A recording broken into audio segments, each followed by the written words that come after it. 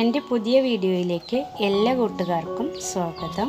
ഇന്ന് ഞാൻ പരിപ്പ് വടയാണ് ഉണ്ടാക്കുന്നത്. പരിപ്പ് വട ഇനി കടയിൽ നിന്നൊന്നും വാങ്ങണ്ട കേട്ടോ. നല്ല ടേസ്റ്റിയായ പരിപ്പ് വട നമ്മുടെ വീട്ടിൽ തന്നെ തയ്യാറാക്കാം. അതെങ്ങനെയെന്ന് നോക്കാം.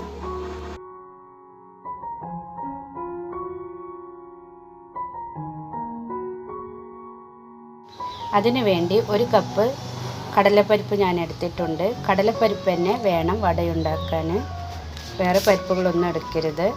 ഇത് ഒരു 2 മണിക്കൂർ വെള്ളത്തിൽ കുതിർത്തതാണ്. ഇനി ഇത് കഴുകി എടുത്തിട്ട് ഇനി ഇതിൽ നിന്ന് 2 ടേബിൾ സ്പൂൺ കടലപ്പരിപ്പ് ഞാൻ വേറൊരു പാത്രത്തിലേക്ക് മാറ്റുന്നുണ്ട്. ബാക്കിയുള്ള കടലപ്പരിപ്പ് നമുക്ക് മിക്സിയുടെ ജാറിലിട്ടൊന്ന് തരിതരിപ്പായി അരച്ചെടുക്കണം കേട്ടോ.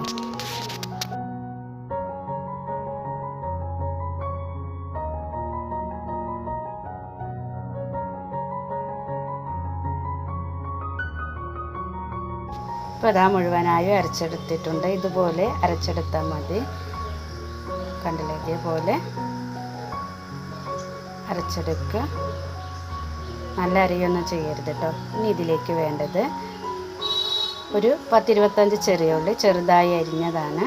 അത് ഞാൻ അതിലേക്ക് ഇട്ട് കൊടുക്കുന്നുണ്ട്. അതിൻ്റെ കൂടെ തന്നെ 2-3 പച്ചമുളക് ചെറുതായി അരിഞ്ഞതും, പിന്നെ കുറച്ച് കറിവേപ്പില അതും ചെറുതായി അരിഞ്ഞതാണ്, അത് ഇതിലിട്ട് കൊടുക്കുക. പിന്നെ ഒരു ചെറിയ കഷ്ണം ഇഞ്ചിയാണ്, അതും ചെറുതായി അരിഞ്ഞതാണ്, അത് ഇതിലേക്ക് ഇട്ട് കൊടുക്കുക. അതിൻ്റെ കൂടെ തന്നെ നേരത്തെ നമ്മൾ മാറ്റി വെച്ച പരിപ്പ് ഇതിലേക്ക് ഇട്ട് കൊടുക്കുക, കടലപ്പരിപ്പ്. അതിൻ്റെ കൂടെ തന്നെ കുറച്ച് ആവശ്യത്തിന് ഉപ്പ് ഇട്ട് കൊടുക്കുക.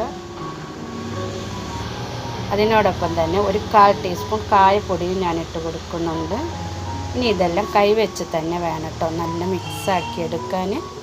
ഇതുപോലെ കൈവച്ച് നല്ല മിക്സാക്കി എടുക്കുക.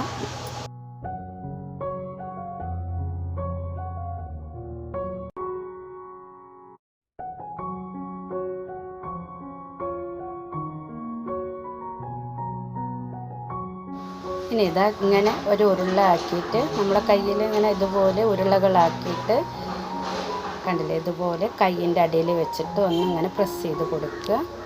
എന്നിട്ട് ഇത് എണ്ണയിലിട്ട് വറുത്ത് കോരുക. ഇത്രയേ ഉള്ളൂ.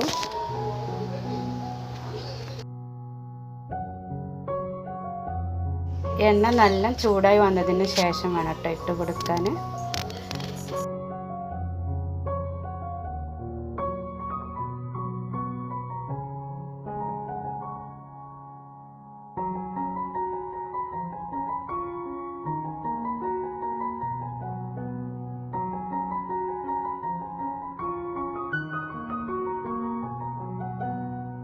ഇതുപോലെ 2 വശവും നല്ല മൊരിയിച്ചെടുക്കട്ടോ. അപ്പോഴേക്കും വട റെഡിയാവും.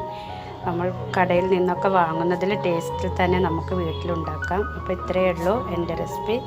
നിങ്ങൾക്ക് ഇഷ്ടമായിട്ടുണ്ടെങ്കിൽ ലൈക്കും സബ്സ്ക്രൈബും കമൻറ്റും ഒക്കെ ചെയ്യാം കേട്ടോ. Thank you.